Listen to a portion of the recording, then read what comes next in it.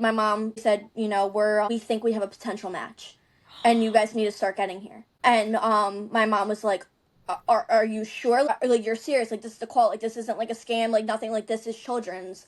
And they were Right. like, Danette, like, like, this is us. And they were like, you need to start getting her here soon. So this is Pittsburgh, right? Yes. And Okay. so all they said was that they were matching up the antibodies, and it looks like a good match, but they still aren't sure. So we wound up, my mom got off the phone with them. They said, we're going to call you back once we get a good match. And we got to make sure that it's like a perfect match, then start getting your way here, but pack your bags. We had bags packed already. We already Yeah, had right. everything Like packed. every day. Yeah, Like every exactly. Yeah. Yep. I So my can do mom that. calls my dad. My dad, all I heard was a frying pan. He was cooking. You hear it clash against the floor. Oh my God. And he was like, I'm on my way. Everything's.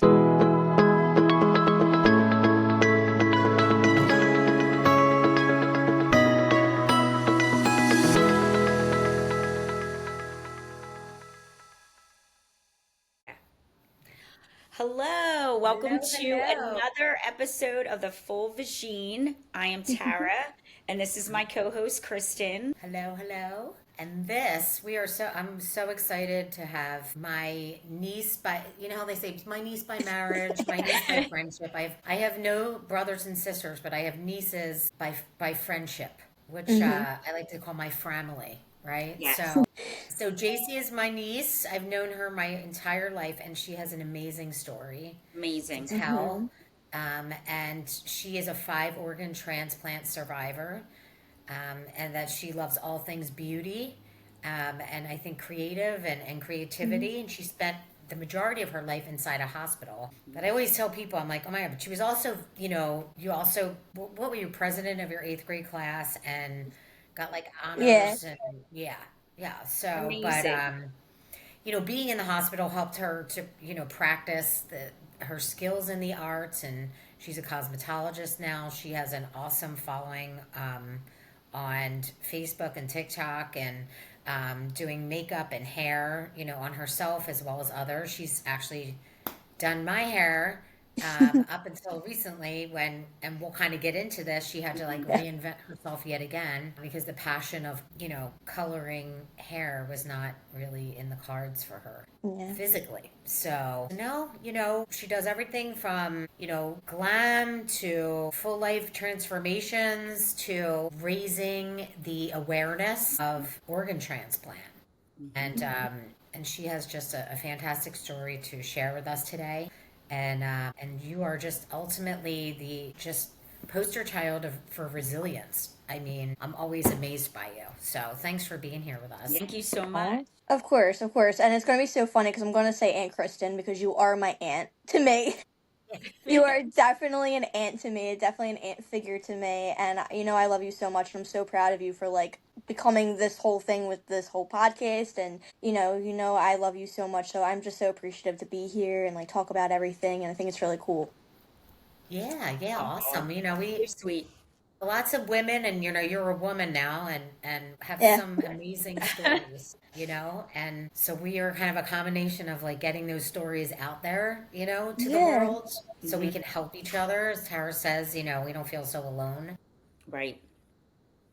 and bring humor and lightheartedness to it as well, Absolutely. Oh, yeah.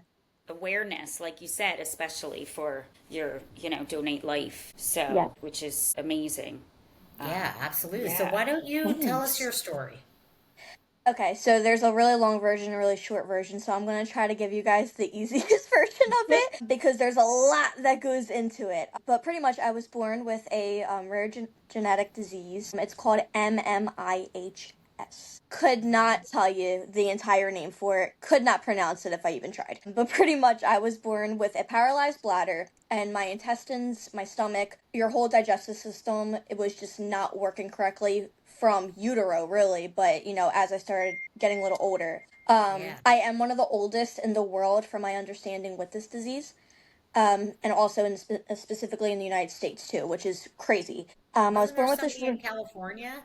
A girl in There California? is there's two people that are older with me than me, and I think they both have families and like kids and everything, but no one had a 5 organ transplant like I did. So, yeah, like I wasn't supposed to live past a certain age, but I'm now 21, I'm gonna be 22. I am from New Jersey, if you guys didn't know. And yeah, I think with the way my parents had no idea how to have a medical child and like, all of these crazy hurdles that we overcame, it was kind of like I don't want to say a slap in the face, but it was just like all or nothing type idea, and they were really stressed out. So they didn't have anybody to connect to with this disease. I didn't either. As a young kid, I never knew why this was me. Boohoo me. The pity thoughts I would think, but the main thing that got me through all of those really crazy like thoughts of why me as a kid was definitely our faith. And my mom always just said, like God chose you for a reason. God made sure that, it was you versus somebody else because you could handle it. You can do anything you want and you can get through this. So I always kind of kept that in the back of my head that that's the reason why I have it in the first place. And it brings me comfort. So I was 5 years old when I had my first transplant. I was only on the list for 2 weeks, and it was just an intestinal transplant. I can't name this hospital, but this hospital was not my children's hospital that I'm at now. It was in a different state. It was closer to home. I have a sister, an older sister, and my parents wanted to be closer, dealing with transplant stuff with me and also taking care of my older sister. So we're a very close family, and we all take care of each other. So, the best thing for us was to be closer to home. Like it was just an intestinal transplant. It Yeah. was just Like an intestinal that was transplant. all. Yeah, right. It was. Yeah. Just that. Yeah, it was just Just my intestinal. It was intestines nothing out, big. throw some other ones in. You know, Yeah. just a Tuesday, just getting a Like you're getting transplant. your face. Yeah, I'm just gonna go get my face. Yeah, Get a you It know. facial. You're really like, I'm was. just gonna go get some new intestines. Sorry, go ahead, sweetie. It's so true though, because when I say this stuff out loud too, I'm like, did this really happen? I It's know, like right? unreal. And I was so young, and all I thought transplant was oh my god, I can eat again, because at this time my body was really running Oh, on medication. I couldn't eat, I couldn't really drink, I wasn't like the other kids, I wasn't growing like the other kids. My parents made me go to school every day, so I was around other kids and had to have a sense of like communication, building my character and learning every day. So I'm like, why am I not like these other kids? Like, what is wrong with me? Right. So oh my God. we wind up all I wanted was to eat lunch with my friends. Like that's all I wanted. I've always been a people person. I've always been out there. I've always liked the camera, like spotlight, everything. I was never shy. So I absolutely loved going to school and my friends and learning. I'm always a sponge. I love learning new things. So when my mom came in my room and was like, "Oh my god, Jace, like we have to go, like you have your organs, like they have them, like you're going to get a transplant." I was like, "I'm going to eat?" Like, I can't wait to eat. That's Oh, the first thing I thought. It was like, after my transplant, I can Like eat. Like, this is awesome. cheesesteak. Like, right. like seriously, I'm like, oh my god, I can eat a brownie. Like, I can eat what Devin eats. Like my sister. Like, I Oh, couldn't wait to eat like a dinner with my family. Let alone did I know everything else that was gonna happen. So, they tell you after transplant, everything's gonna be fine and dandy, and you're gonna be perfect. But your life is never perfect after transplant. You're gonna live lifelong with a whole bunch of things. So we got the transplant. That transplant never was correct, and it actually wound up. They transplanted cancer into me, which was not Oh, supposed to happen. that's how you got lymphoma. I thought it was from the anti-rejection meds, but it was. No, so they transplanted a sick intestine into me, and there's a level system. So think of it as simple as 1 to 10. If the organ's at like a 5 and over, it's not supposed to be transplanted. Now, mind you, I'm a kid, like I'm small, immunosuppressed, be shot, body's dying, like the whole bit, Yeah, right? yeah, So yeah. this intestine was like on a scale of like 4.2, 4.5, and they Mm-hmm. did it anyway, which they Uh-huh. shouldn't have, because I was so small and immunosuppressed that like it was gonna be a cancerous organ no matter what. I was gonna pick Right. pick it up, whatever was in it. And that's actually how I got lymphoma. So we healed from transplant, and I put in quotations because I never actually was healed from that transplant. Cancer happened. My mom can tell this story a whole lot better, because this is where I lose track of a lot, because there was so much happening. I wind up getting chemo. We beat the cancer. Transplant was still never right. I was staying a really small weight of like 50 pounds, and everybody else was growing growing. I wasn't growing. I was still in school full time. I was wearing a mask before everybody else was. And because before COVID and everything, I was Right. wearing gloves to go outside, grocery stores. People would look at me like I was, like a germ. And my mom would be like, "You're the problem. Don't look at her like that. Like, Right. you're the reason why she has to be like that, because everyone else is dirty, like she's sick." Yeah. So, then that transplant in 2014 actually started to reject. And the organ was always sick. It just was. So it was cancerous, and then it never got to a point that it was functioning on its own with my original stomach, liver, and pancreas. And that's important to remember for like in 5 minutes for what I'm about to explain. So Did the chemo also like damage any I'm sure it organs? did, but Yeah. like that Okay. organ, like It out of was just damage. everything, it just Yeah. was never healthy. Like I just was never healthy, and I was Okay. just like in survival mode no matter what. Okay.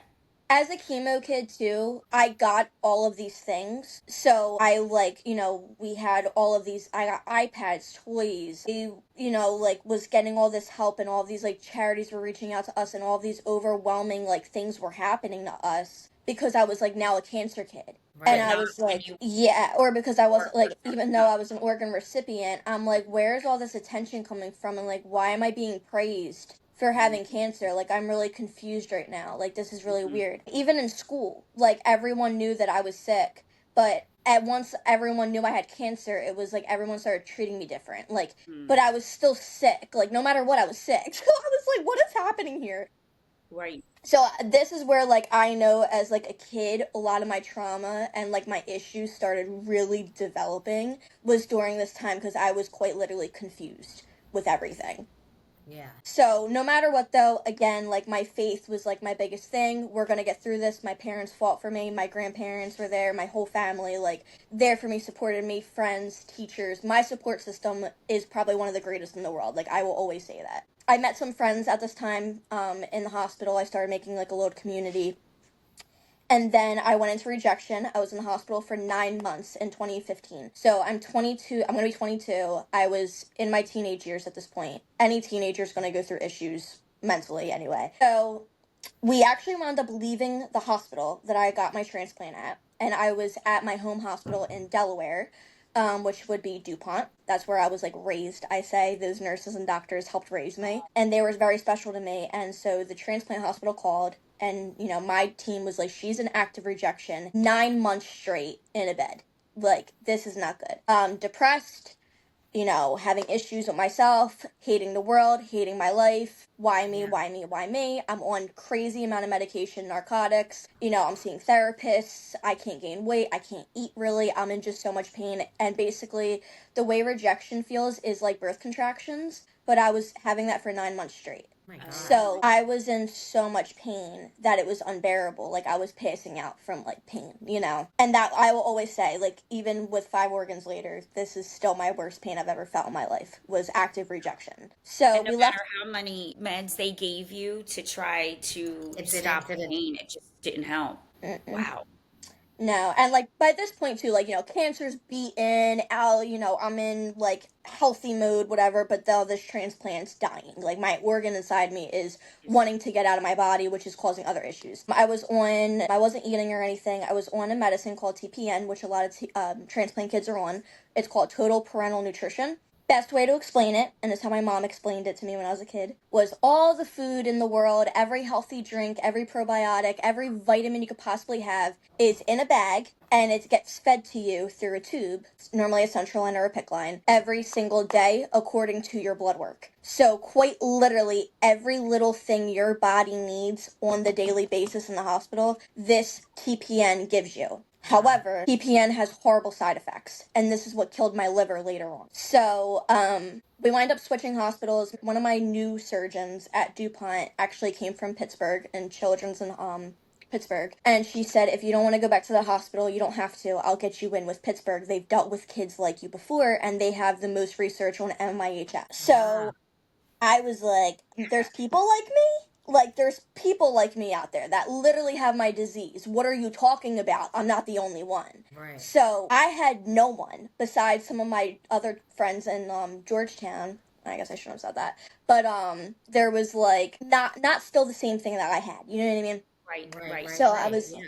this was like wild that there's other people out there like me. One of my friends from the previous hospital, Marisol, she was also now. Oh, I'm so sorry, I dropped my phone. Okay. Story of my life. We're live. We're live. Yeah. Oh my god, this is how much of a mess I am.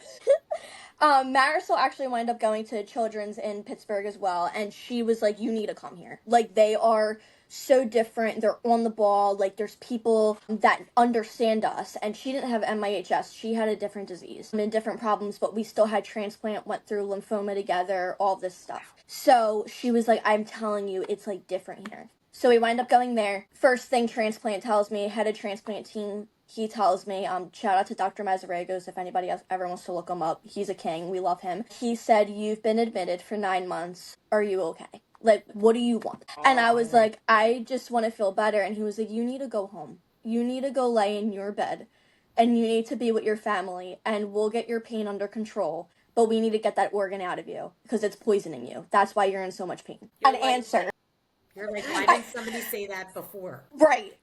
So I was Like it seems so obvious, but I guess right? It's, I don't know. Like just take it out. I don't know. Just, I guess but it's not as easy to do that, but you know. exactly, because who's done that? And you Right. can't just take out an organ because then you have to get another transplant, but no one wanted to give me another transplant because the one just failed. So Right. no one knew what to do. And also, my home hospital, DuPont, no one does intestinal transplants on the East Coast besides 2 hospitals. Wow. So that was like something I totally forgot to mention, but that's like a whole big thing too. And I was intestinal, so only 2 hospitals do it, and I went to both hospitals. Wow. Yeah. So you're So- like running out of hospitals, like on the Yeah, you're running out in of the country.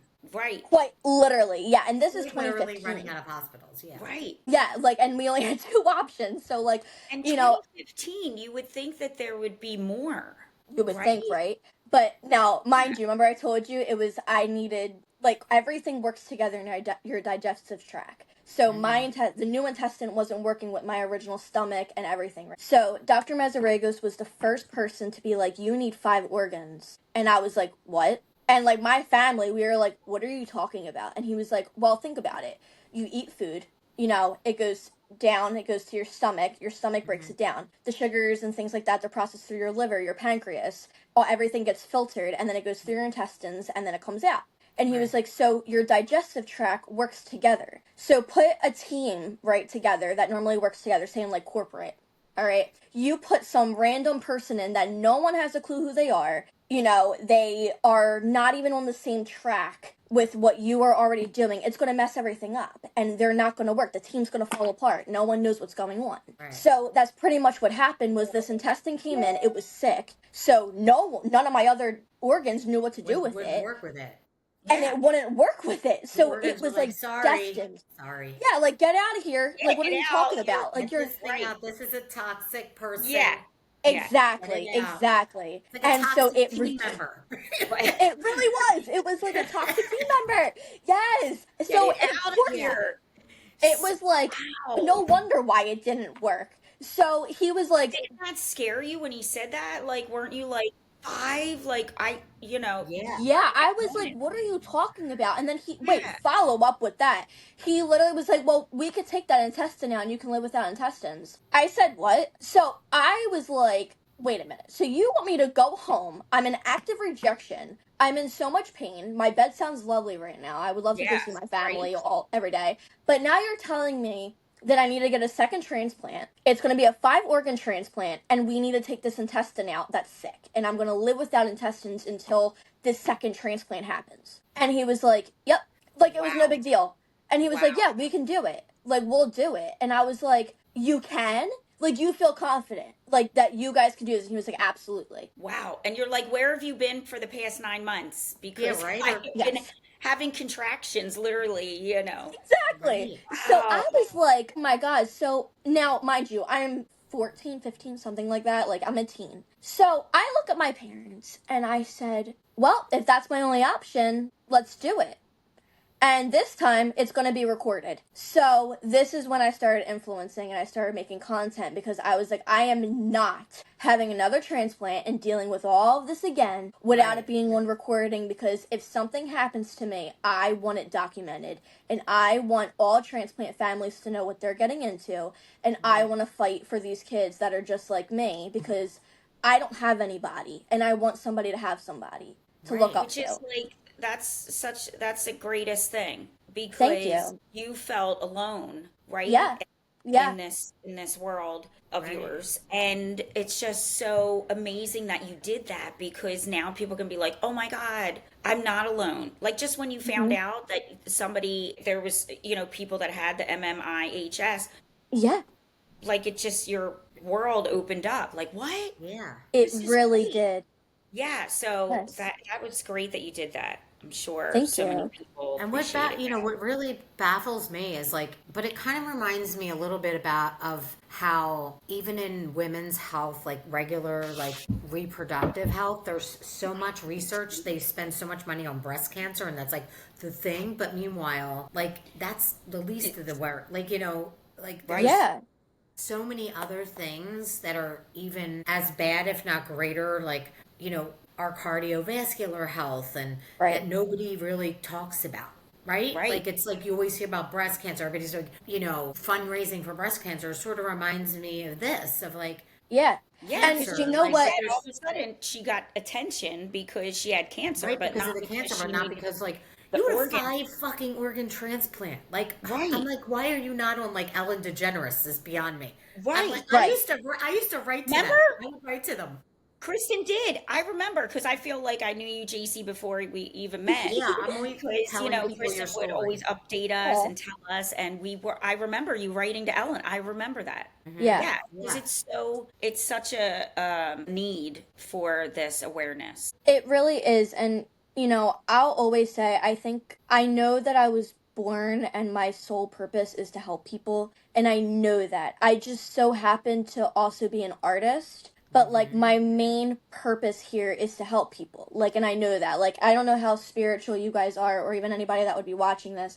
But, like, when you really dig deep into, like, light working and, like, empaths and, like, Hmm. like a sense of, okay, like, I'm not saying I'm an angel, because I'm definitely not, but like this like more angelic mindset to where you want to actively heal people. Like that's Right. how I feel. Like I am put here to help and heal people.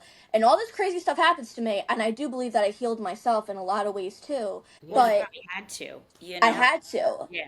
And when it really comes down to it too, my faith really was one of the biggest parts of everything. I've always believed in God. I've always, I was born Catholic. I believe in a lot of things now. Catholic is still like my core faith, but I still absolutely believe that God put me here to spread this awareness and to go through everything I went through and now be okay Right. overall.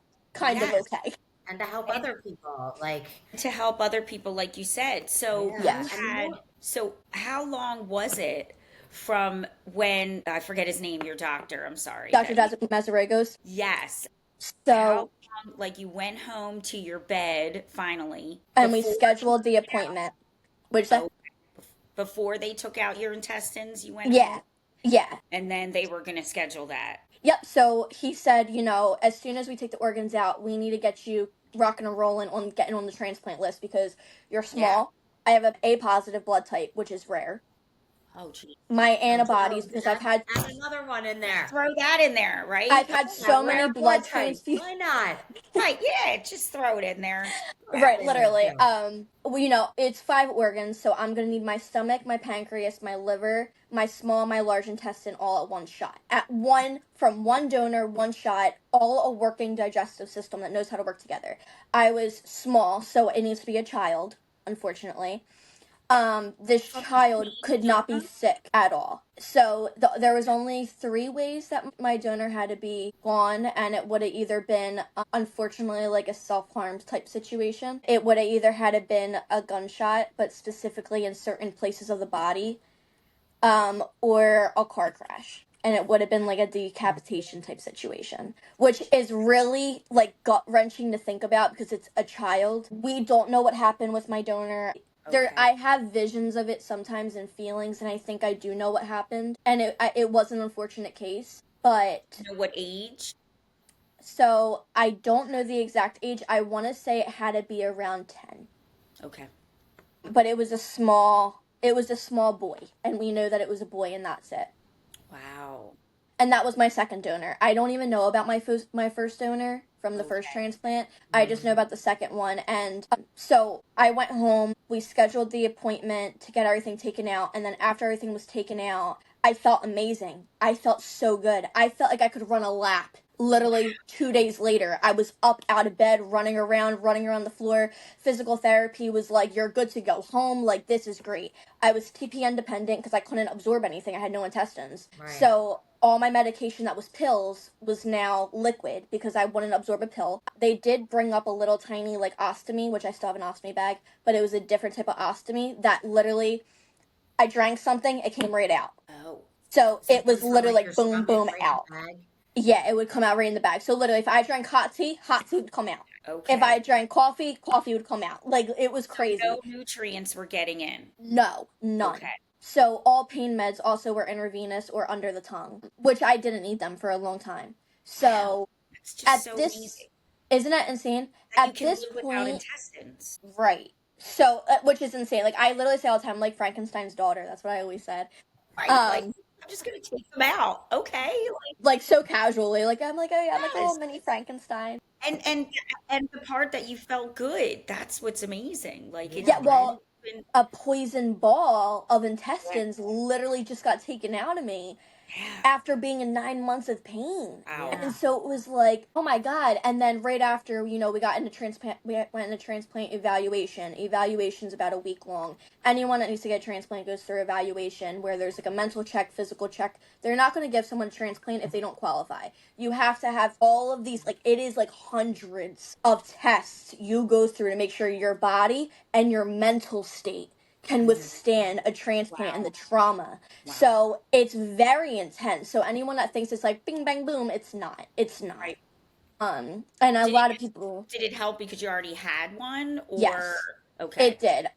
But also, Pittsburgh was the first people to be upfront about it. They didn't sugarcoat it. They Right. didn't show us a video of a boy playing with his dad baseball in the backyard and a little girl going shopping with her mom and doing her hair and makeup and, working a normal 9 to 5. They were like, your life's going to be hard. Yeah. Like, you will forever be sick and you have to deal with it and you have to figure it out. Like, Mm. you Yeah. have to take your meds. You cannot play around. Don't drink. You're getting a new liver. You're going to kill your liver if you drink. You're going to want to smoke. You're going to want to be with all these party people when you turn a certain age. You're going to be an adult. We're going to take care of you, but you have to be serious. Like, they were up front about it all. And they were showing me images, this, that, documents of kids that didn't take care of themselves, kids that did, stories, failures, everything under the sun you could think of. And they were throwing this at a teenager. So Wow. it was like, you have to be serious about this, and we're here for you. And when I tell you, the best support team, they got you any single question. Like, no question's too small or big. They're Mhm. I, amazing. that's kind of so hard because they're telling you that all these things, like you said, you're a teenager, all these adult things. I Hmm. can't even get my daughter to bring down laundry.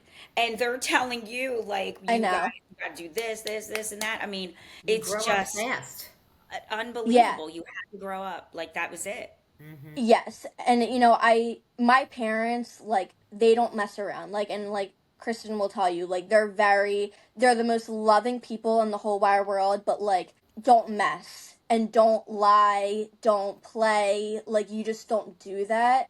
Just Hmm. And straight up tell me. straight up tell me. And since I was a baby, and since all that stuff we were talking about before, my parents never let the doctors have conversations outside of my room. They were Right. like, you go tell her, You go and include you her in there. Yes. include her in everything because she has a right to know. It's her body, it's her choice with everything, and you're going to tell her this is going to hurt you, but it's going to be beneficial.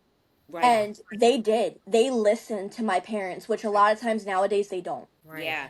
And that's But awesome Well, because even though you may they were not have understood confused. everything, at least they mhm, told you, Yeah, at you said least. before you were so confused. Like at least now you knew. Like, and that's so exactly. important. To include children. They have Absolutely. And they can I mean, I give comprehend things. props to my mom for that because my mom, even when I was dying and which we'll get to, but actually we'll get to that point. I'll talk about that now then. So we took out the intestines, we were put on the transplant list, I qualified, bing bang boom, we were great. So now it's the waiting game. So I was doing really well. Now mind you, I'm in 8th grade at this point. So literally right before high school. So I'm in 8th grade. Already people are nuts in 8th grade, let alone my life, right? So I'm like everyone else, they're like annoying me, like they're like first world problems are not my first world Right, problems. right. Like, You know, it's not I'm the same. going, it's not the same. And I had friends and I loved all my friends, but oh my God, like even like boys, like people are always like, did you have a crush in school? No. Because I was like, they're annoying. They would never understand me. I can't deal with like their issues and like being there and like wanting to hang out. After school, I'm taking a nap. I'm exhausted. I need to Right. go home and take a nap. Like I am sick. Like I am not having like a boy be with me right now. Like all of that didn't process in my head where these girls were like, my God, my boyfriend. Like I can't wait to go see my boyfriend. Like I'm so in love. And I'm like, we're in 8th grade. What are you talking about? Like And they're like, right, you're like waiting for like 5 organs and they're like, oh my God, my Yeah, shoes came right. in, they don't and they're match. Oh sitting my there like God. being like, oh my God, I got a vape. Like, oh my God, like I'm so cool, I got a vape. And I was like, you're so stupid. And like would Right, walk right. away. Like, Like shut up. I was Shut up. Yeah. I like didn't have time like at all for these Because people. you just had to grow up. You just I had to had grow to up grow so up. fast. Exactly. Just are a ball of knowledge too from what they don't know, at that Exactly. time. Yeah. Right, and I was suffering with a lot of anxiety. This is Oh, like I'm when I sure. started really kind of getting anxiety and things like that. And so I had to start getting medication for that. Oh wow. Things started going downhill very quickly. And Kristen, you might remember this time where Hmm. things, it was like the ball started dropping. It wasn't a gradual of getting sick again. It was like I am dying and dying quickly. Hmm. So I started bleeding out of that ostomy that I had buckets of blood a day. So I your other couldn't, organs are failing now at this? Is that why?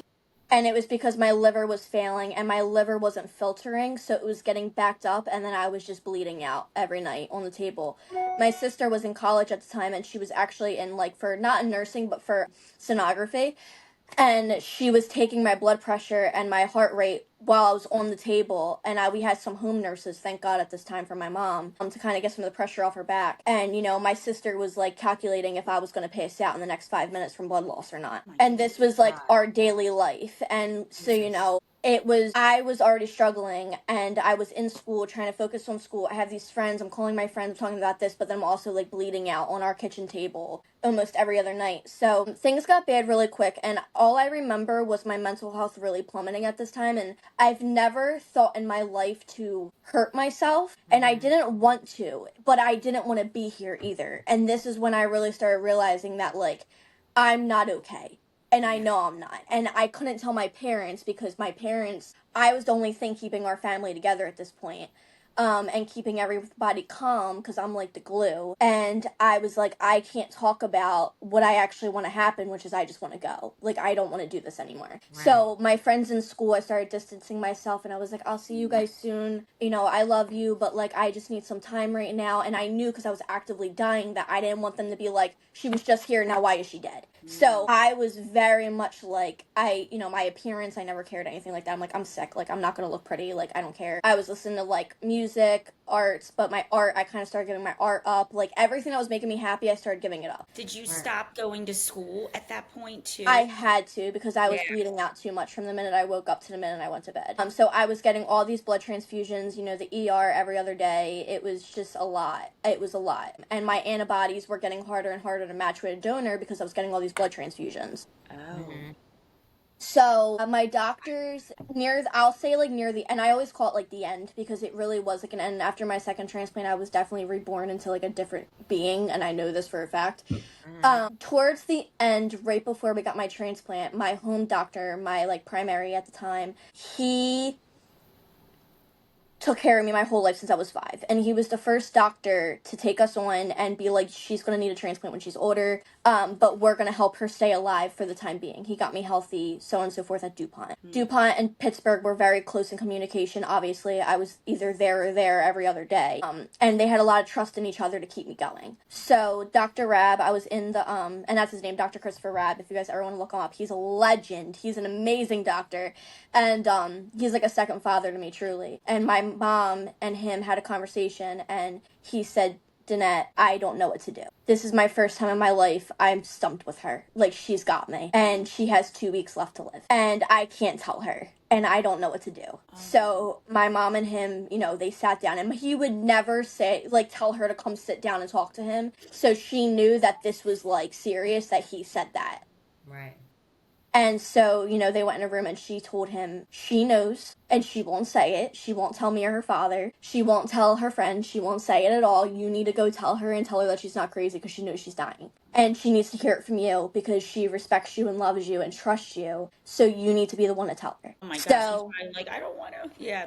and he was just like, yeah, and it's sad because he's had some of his kiddos pass, and and it's probably the hardest thing for a doctor, and he truly loved and supported us through everything, like through everything. So he came in my room, and he was like, hey kiddo, sat on my bed, and he was looking down, and I'm looking straight at him, and he couldn't say it. So And you I knew was though. like, I knew, and I was like, you can tell me. And he was like, okay. And he said, well, we love you here. Everyone at DuPont loves you. Your team loves you. We'll do anything for you. And quite literally anything. So he was like, you're dying, and you don't have much time. And he was like, I think your estimate's going to be around, a few weeks. It's right around Thanksgiving and the holidays for everything right now at this conversation. And he said, Mom, we're going to get her the papers for you. You guys are going to sign them as a family. We're going to get whatever you want, your wishes, after, if something happens, whatever happens after, all your wishes will be written down, and we'll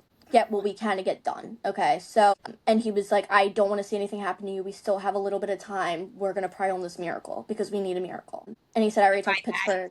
you mean the transplant? Like The you needed it transplant. yesterday at this point. Okay. Literally, yeah. And it was getting harder and harder and harder, and he started crying. So, he hugged me, and I'll never forget it, because he hugged me, like, he always hugged me, but he hugged me in a different way, where he was like literally hanging on to me. So, and he told me, he was like, you're one of my favorite kids in the whole wide world. Like, you're everything. You're such an inspiration. And I'm still making YouTube videos weekly about my journey. And so he's like, you are reaching people across the world. I am so proud of you for, like, talking about this. Right. And posting these videos online. Yeah. And I was like, I love you too. I appreciate you, so on and so forth. That Thanksgiving of 2017, we signed my papers for my wishes. We did it at Thanksgiving table. My grandparents were there. My sister was there. My mom was there. And I sat on Grandpa's lap, and we all did them together. I'm sure it's a Thanksgiving you all will never, ever forget. No, and it wasn't a normal Thanksgiving, because Yeah. all we were saying was we were thankful that I was even there that time. Right. And we're thankful for these last few times to be together. Yeah. And at the time, my grandparents were coming over our house every day. Grandma was saying the rosary with me next to me. I wasn't in school at the time. I completely given up on school. I wasn't even in therapy at this time, because I couldn't talk about it. I couldn't do anything. All my friends I distanced myself from. My sister, it was hard for us, because, like, that's my sister. And she was, we were all just going through it as a family. And then November 28th, we got the call, and my home nurse was there. And it was funny, because my mom got the call, and the ringtone from my mom's old phone for the doctors was Stairway to Heaven by Led Zeppelin. Yeah. So it started ringing, and I started laughing, and I was just like, wouldn't that be funny if that was the call? And now my grandparents just left my house. They stayed extra long that day, because my grandpa woke up and said, something's going to happen today. Wow. And my grandma was like, what are you talking about? Like, you're nuts. And, like, Kristen knows, like, my grandparents and how they are. So they were like, he was like, no, like, we're going to stay over a little extra day. And they just left my house. Oh, my God. So they just got home. Evan was at her, like, at, like, an old boyfriend's house or something. And my mom picked up the phone, and I heard on the phone, because I have good hearing, and I heard on the phone, Danette, is this Jacqueline Park's mom? And she was like, yeah. And they said, has she been sick in the last 24 hours? Or in the last 2 weeks, has she had flu A or flu B? And my mom was like, no. And this is the questions they started asking before surgery. Wow.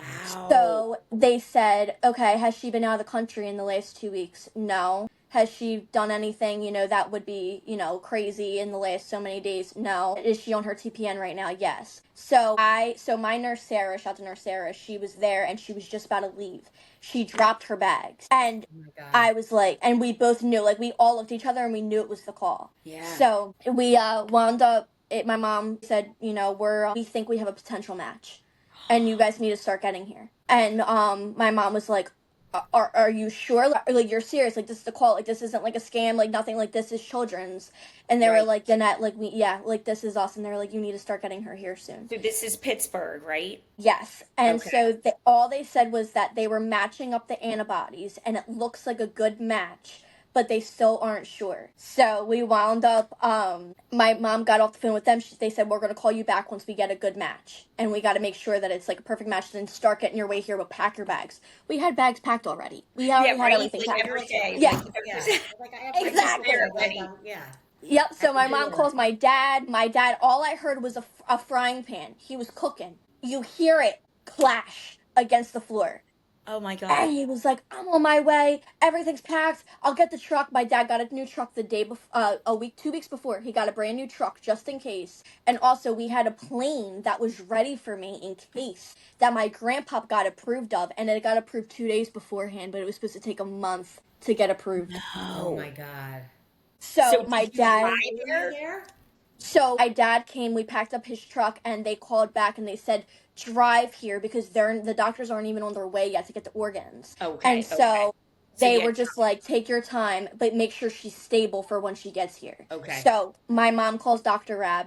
It's like the middle of pretty much almost middle of the night now. And he was like, get her there. And he said, what does she need? And she said, Jay, is there anything you want to tell Dr. Rab? And I said, I don't know what to do. My anxiety's so high, I feel like I'm going to throw up. And he said, take your anxiety medicine. It's okay. You're going to be knocked out for a long time. So Yeah. take as much as you need to get yourself calmed down. He was like, you're gonna be okay. This is it. Like, this is the miracle that we've been waiting for. Right. So he was like, Danette, call me if you need anything. We're all here at DuPont. Like, we're all thinking about her. You have us in your prayers. We're gonna stay in contact. So everyone literally is like waiting for this to happen. Grandparents back at home. Devin wound up just leaving her ex-boyfriend's house, I think, and she was like, something is going on at home. And my mom didn't want to call her. She didn't know where she was, and she didn't want to freak her out until we knew an answer. Mm-hmm. Because Devin's the type that needs an answer. She can't just be like strung along. So we were like, okay. So we wound up calling her. Devin walked in the door as my dad was walking in the door, and Devin was like, it's happening. And we were like, it's happening. Oh my God. Yep. Chills. We went. I know, right? Chills. It's crazy. So we went. Yeah, like standing up.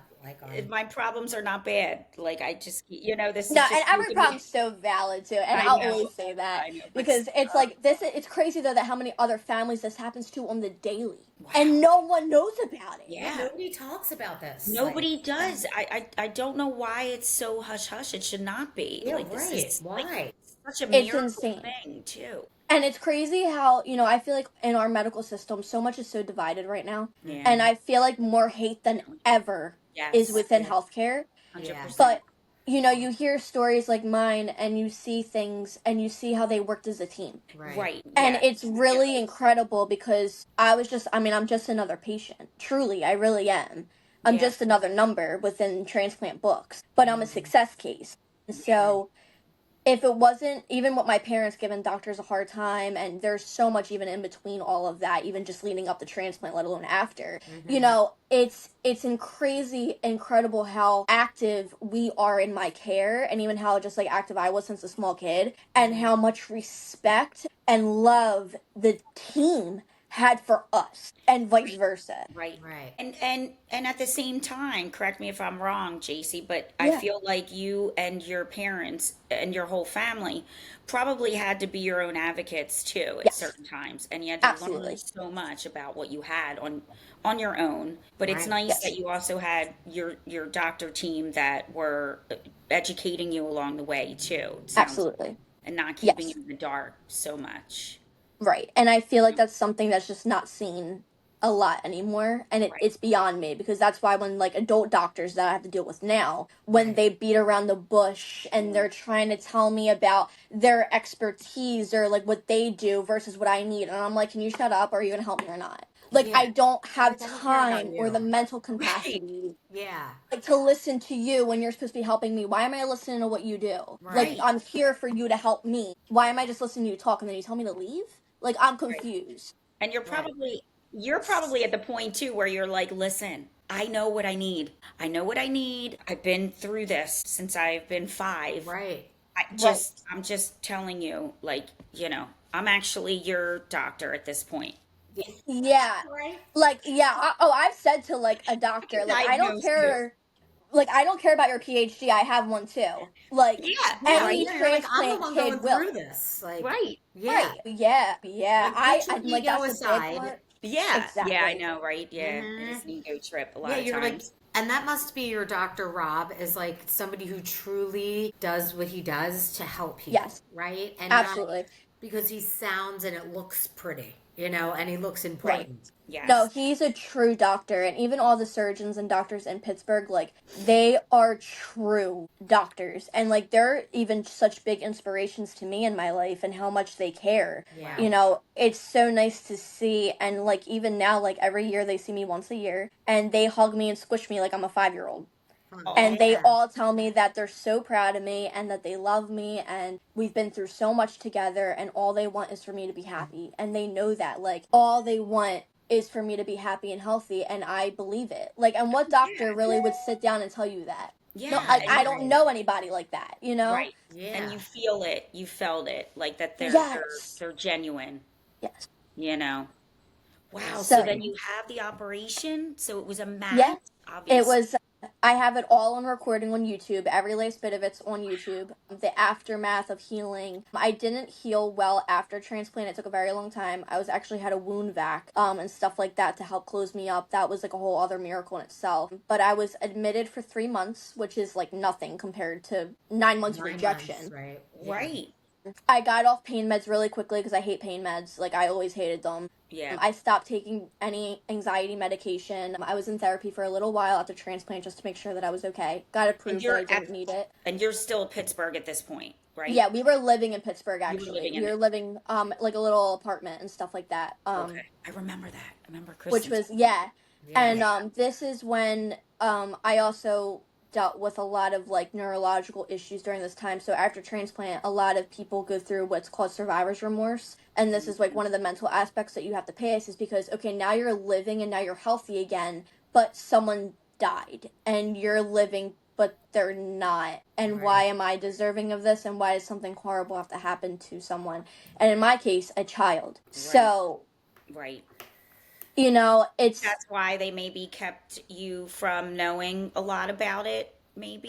well, yes, but also the other family, like the donor's families, always have to approve of any info that's like spread. And they Hmm. didn't approve to like they didn't want to know me, they didn't want to meet me, they didn't want anything to do with me, which is completely Yeah, fine. that's right. Yeah. Like, Right. totally understandable. I owe my life to them, and if I ever get a chance to meet them, and I pray to God every single day that I'm extremely successful, that Mm. I can truly do and get them whatever they need, Yeah. because nothing will ever bring their baby back. Right. But if I could ever make their life easier in the slightest bit and make them happy, I would drop everything to give it to them. Could they Yeah. change their mind, like, to want to They connect It with you? could. I think I'm 7 years post-op. So I think at year 5 we tried reaching out to them, but they still declined, which is fine. And I think at that point too, it's just kind of like, okay, like we kind of get it. You know what I mean? Right.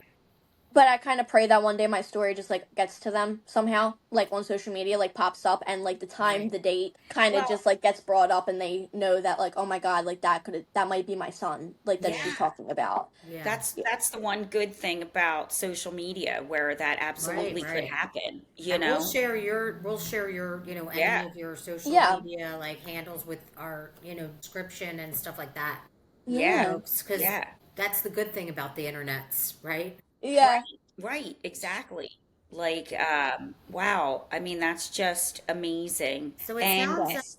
Yeah. like to me, like throughout all this, and I know you're still having issues now, like, Yeah, you know, with with other things. endometriosis and some other stuff. It seems to be kind of never ending, but I Yeah, guess like my thought, my feeling from the story is overall is that the biggest thing that got you through was your faith, like, and yeah, also your mom's like programming of your brain that you can do it, right? Like Yes. you yeah. can do anything you set your mind to, you The know? Truly. encouragement and the support that you had Hmm. sounds wonderful that it really, really helped you. Absolutely. And I'll always say, I think I was born a Taurus. I am through and through a Taurus. What's that? A And bull? Is a Taurus Yeah, a a bull? bull, yeah. yeah. Yeah. And I've always been told that I was so stubborn and that Mm, I'm one of the most stubborn people anyone can meet, and it's a bad thing. But I'll always say, if I wasn't stubborn, I want to be alive yeah. because I truly, and like, I always loved watching like Disney Channel and watching these like princesses talk about living their dreams, and hearing these other people and success stories. And I always had a connection with people that I always loved just hearing these like inspirational things, right? And Hmm. I always just like said to myself, like, I don't understand why that can't be me. Like, it never processed in my head genuinely to be like bitter or like take this and use it to manipulate people, because I know medical kids that are some of the most manipulative people you'd ever meet in your life. Wow. And like, there's a twist because they think they're deserving of everything. Mm-hmm. I don't believe that. I work hard for everything I got, and it's because my parents, and they never said, if I was laying on the couch and I went, "Mom, can you get me water? I don't want to get up. Like, I'm in pain. Get up and walk. Come on, go get your water. Like, what are you doing? Like, Yeah. you're not going to sit there and rot. You're going to get up. You're going to go to school. Mom, I just threw up. You're going to school. I don't care. Like, Wow. you're going to go. Like, you're going to go work. You are going to be a normal kid. Like, as much as you possibly can, you are going to be normal. Like, Yeah. stop. Do not play that card at all. And don't you ever play that card in the real world either, because people will chew you up and spit you out like it's no one's business. And they will hate you for using that as a crutch. And I never did. Oh, I wow. never I mean, did. Nope. Yeah. that alone is inspiring. I know, Yeah. right? Because no offense, like my girls, I love them to death, but they ask me to do a lot and I do it. But I know it's different. I know That's it's fine. different, but like kudos to your You're mom fine. for doing that, Yeah, Yeah. absolutely. being like, no, I'm not, you're not, I'm going to push you through this. I'm going to be your wingman and, Oh, yeah. Yeah. But, yeah. like, I also laugh because I never did a load of laundry until I literally turned 21. My mom has done my laundry and folded every last bit of it and put it nicely on my bed in every single pile, from pajamas to day clothes to night, socks, underwear, everything she had in piles. I've never, didn't have anything that I needed, so say, like, not wanted but needed from Right, my Right. parents. Like, right. Yeah. they Yeah. always said they were blessed with us because we never took advantage of them. Like, me and my sister both, like, we were never the type of people to take advantage, or never the kids to, or like try to get away with stuff. We never were like that. Right. So I think that's just like instilled in me in the way I was born. And then my faith, and me just being like coming from such a strong family and seeing how much they love and support me, I'm like, I can't go anywhere. Like, they need me. Like, why would I want to be sick? Like, I'm going to make it. Like, I'm going to be okay, you Yeah. know? Right, right. And like we talked about before too, you also had to grow up a I lot did. And quicker. I So never had a childhood. And I'll always right, say right, that. I did right. not have a childhood. I still Yeah. don't know how to ride a bike. Well, I don't, Olivia I doesn't. She's never, 10, and she Yeah. doesn't. Olivia She's doesn't either, another one right? wants me to fetch everything for her. Oh While yeah, she yeah, sits right. like fanning herself, like, you know, Singing. yeah, She's fanning and singing. singing. She's just Yeah, yeah. singing. I know. yeah, yeah. Yeah, uh-huh. It's Yeah. just so funny because when you were talking about, Mom, can you get a glass of water? Like, my daughter's a sophomore and I'm still making her lunch. And I'm like thinking to myself, what the fuck am I doing? But, yeah. We But should Yeah, we yeah, could do it's so much. like I feel like this should be like part one. I was like, 'cause I know, right? I there's know, I really like so know. much more beyond this. So like I think that maybe we should do that. Like maybe We can do that if we you should want to. I edit know it's a long this story. to like be part one. Right, right. And then we have part two. We need a Yeah. part I know. two. Yeah, Because the But that's next I, the part of my whole life like after transplant. yeah. becoming the So, Yeah. influencer and like doing all that stuff and yeah. your makeup and like I wonder if is there any way we can take some of the pictures you've done off of your Yeah. Instagram and like put them on here and like Yeah. And So, then, Kristen, I was thinking that too. And then some of your documentary that you did when you were younger, I thought that would right. Yeah. be cool to put clips Yeah. in of that, Yeah, you maybe it know? would be Absolutely. better for us to like do like 45 Oh, and sorry. 45. Like do 45, edit this, Yeah, and and then when you told me that Yeah. yesterday, and Kristen, like about like the 45, and I'm thinking, I'm like, I know once we start talking that it's not gonna make sense unless we get pretty much most we of can it, sit you on it for know? another hour to be honest. So I'm like, I think we should do it in two parts. I think so Okay, too. I that's just fine. have a doctor's appointment with Marley. No, we'll do it. We can reschedule the second part another day. Yeah, Perfect. Yeah, because I want to know like how you eat now and things that you can do and not do, and then, yeah, all of your current things as well. And we'll release them as two different ones. So like yeah, we'll that'd be release, cool. Yeah. the first Yeah, one, part definitely. one, and then like part two, you know? Yeah, and if you guys will have like a link, I could. I mean, I want to share it to all my social media and everything like that. Like, I know so many people that would want to listen to it too. Oh So my gosh, perfect. Yeah, we'll put links. Yeah, we'll put yeah. links. Like once we edit it, we're getting our editor is doing like this is like our sixth like recording. Yeah. Okay. Sixth or seventh. And so we wanted to record a bunch up front and then so we had them Awesome. done and Edit then be them able and to then like release them. So we're gonna start releasing them March if it's a Tuesday. Oh, yeah. okay. So And like we can put Yes. donate life to, a yeah, link to right. that because I just think I'm an organ donor. Always Yeah. have been. No, I but just I think feel like my organs, I'm going to use them though. That's the bad thing. So even if yeah, I they're get hit probably by a not bus right now, they're going to be like, ah, they're who not wants they're not gonna want organs? my liver. They're not gonna want my liver. My microbiome is fucked up. I'm cracking. I'm breaking out in hives, Right, which, right. you know, My bladder is done. Just yeah. stop work. Like it's done. They're not Just, gonna want I that. keep Yeah. myself every time I laugh too hard and I sneeze. Right, right. And But it is like so important. Like I Yeah, feel like everybody needs to know about it. Like you said, it's not all about cancer. I know that that's terrible too. We've lost friends, we family, have absolutely. lost a but this is dear friend from also as pancreatic. important to navigate for and to raise money for. I can't even Right. imagine. We didn't even touch on that. Like how Oh, much yeah.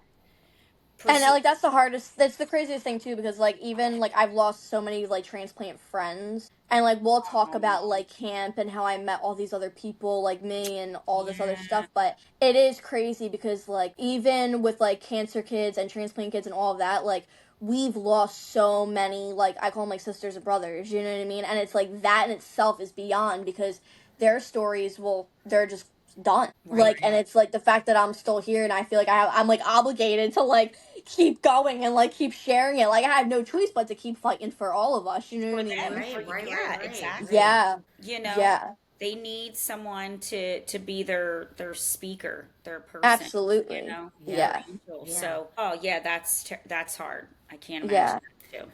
Well, That part I of it can just let me know, you guys, in the next week or whatever, yeah. for when you have round some two. availability, we can schedule round two and cover the next part. You're only I love 20, it. Yeah, maybe 22. Think yeah, I think I that's know. stay tuned. Most, Stay tuned for round two. mm-hmm. Yeah, Right. Actually, that's like so good too. That's literally exactly how that story would go too. Is like that's the end of part one. Part two is now like everything else, Yeah, part two aftermath. is everything else and like all the other things you're yeah, dealing with. yeah, Yeah, exactly. Well, absolutely. Got the recording now, and and then Cool. we will see you for part two of yes, the JC story. yes. Stay Yeah. tuned.